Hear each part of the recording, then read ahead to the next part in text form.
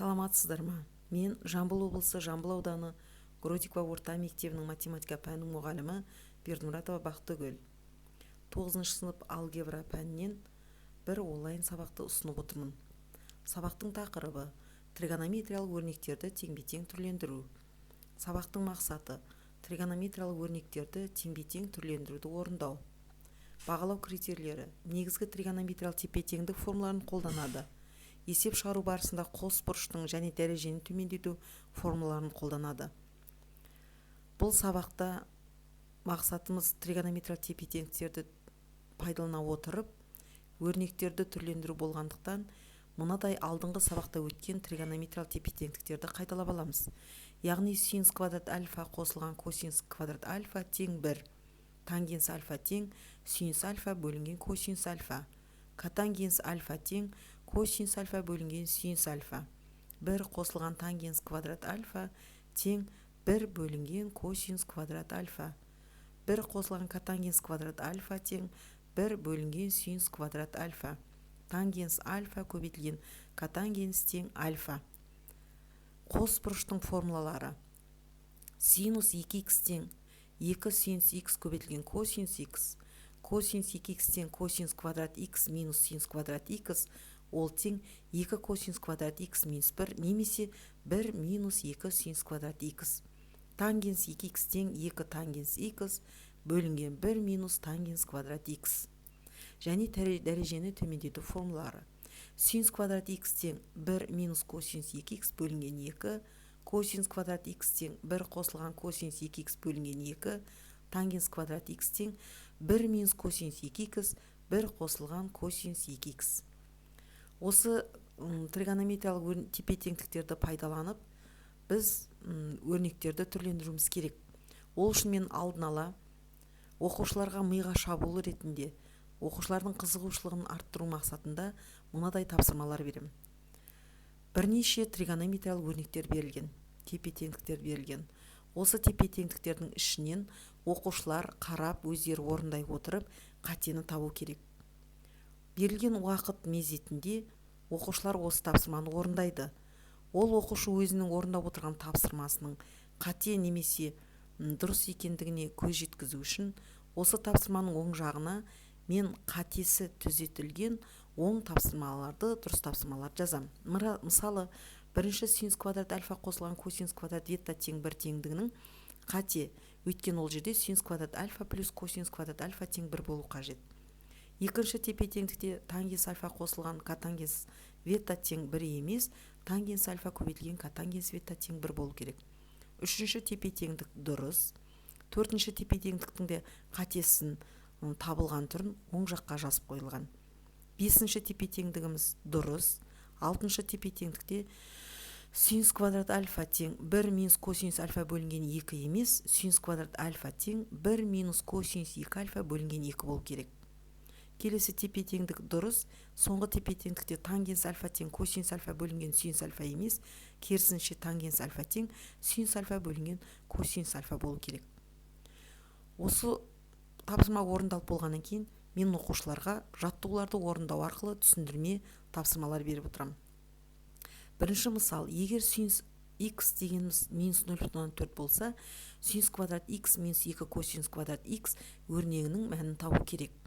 Шешімі: негізгі тригонометриялық тепе-теңдік формулаларын қолданамыз.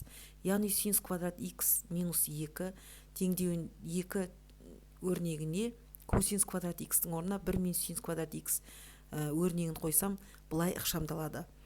Жақшаны ашқан кезінде синус квадрат х минус 2 қосылған 2 синус квадрат х. Ол тең ұқсас мүшелерді біріктірсек, яғни синус квадрат х пен 2 синус квадрат х қосылып 3 синус квадрат х болады, азайтылған 2. Бұл жердегі синус х-тің орнына мәнін қойсам, 3 көбейтілген жақша ішінде минус 0,4-тің квадраты минус 2. Көрсетілген амалды ретімен әуелі дәреже, сонан соң көбейту, одан кейін айырманы орындасам, нәтиже минус 1,52 болады. Яғни бірінші мысалдың жауабы минус 1,52.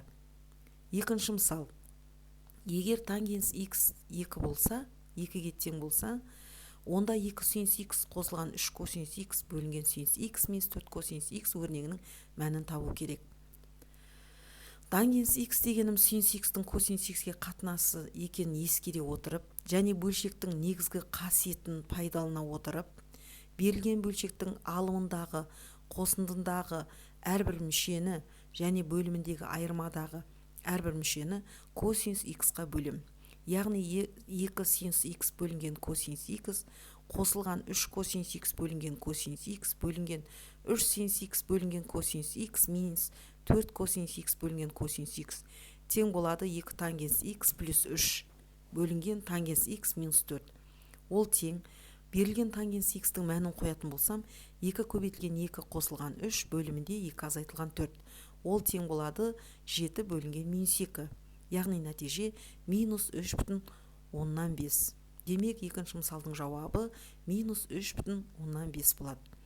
Осылайша түсіндірме 2 мысалды көрсетіп болғаннан соң, оқушылардың жалпы осы жаңа тақырыпты игергендігін білу мақсатында оқушыларға тапсырмалар берем. Ол үшін оқушыларға лабиринт ойын ойнауды ұсындым.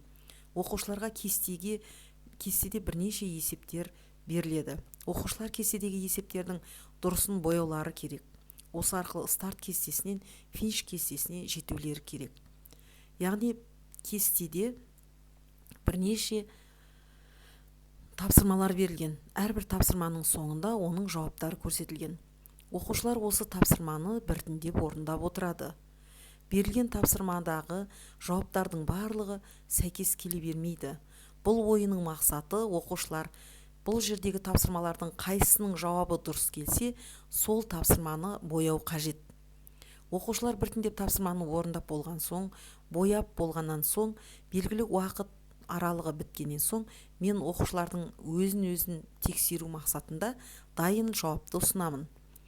Міне мына кестеде боялған есептер жауаптары сәйкес дұрыстықтары, боялмағандары дұрыс еместері. Оқушылар осы жауап кестесіне қарай отырып, өзінің берілген тапсырманы қаншалықты дұрыс-бұрыс игергендігін ескереді.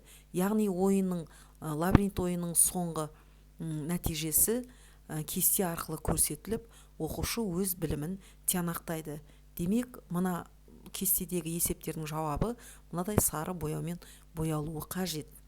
Бұл есептің мақсаты, бұл тапсырманың мақсаты, оқушы жеке өзі берілген тапсырманы орындайды, оның дұрыс еместігін жауап арқылы көз жеткізуге болады. Демек, оқушы алған білімін өзін-өзі бағалау арқылы игере алады. Содан соң оқушылармен рефлексияны жазбаша түрде аламын. Яғни олар сыныпқа арналған WhatsApp желісіне маған жауап арқылы жазады. Яғни мен әр оқушылармен кері байланыс орната аламын. Бүгін мен не білдім? Маған жеңіл болды ма? Әлде қиын ба? Мен түсіндім бе? Әлде қиындықтар болды ма? Мен жаңа нәрсе үйрендім ба? Мен нәтижеге жете алдым ба? Деген сұрақтарға жауап жазады. Тақырып соңында оқушыларға Білімлайнд KZ сайт арқылы мынадай сілтеме берем. Осы сілтеме арқылы осы Білімлайнд KZ сайтына кіріп, оқушылар берілген тақырыпқа сәйкес тапсырманы орындайды. Онда тапсырмалар берілген, оқушы тапсырманы орындаған тапсырмасының жауап парағын менің жаңағы WhatsApp желісіне салып отырады. Оқушының орындаған тапсырмасына қарап, мен оларды бағалаймын. Егер де Білімлайнд KZ парақшасына кіруге мүмкіндігі жоқ оқушыға тікелей жауап парағын түсіріп салып жіберем. Міне жауап парағында негізгі тақырып жазылған, сыныбы, оқушының аты жөні көрсетіледі, және бұл жерде 3 тапсырма орындалған. Оқушы осы жауап парағы арқылы тапсырманы орындап, сыныпта тартылған WhatsApp желісіне салады. Мен сол арқылы тапсырманың орындалмағанына қарай оқушының білімін бағалауыма болады. Назар қойып тыңдағандарыңызға рахмет.